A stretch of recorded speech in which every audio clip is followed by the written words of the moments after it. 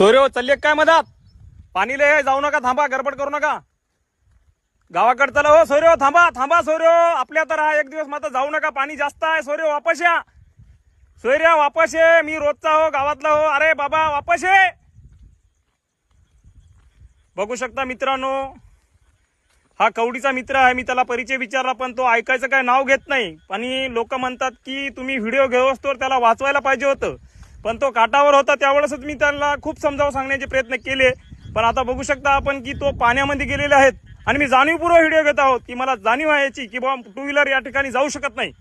आणि पाण्याचा दाब खूप असल्यामुळे टू व्हीलर आणि धाराच्या विरुद्ध दिशेला तो जात आहे. त्यामुळे मी समजावण्याचे प्रयत्न केलेले आहेत, पण बघू शकता तो मित्र पाण्याच्या मध्यभागी गेलेला आहे.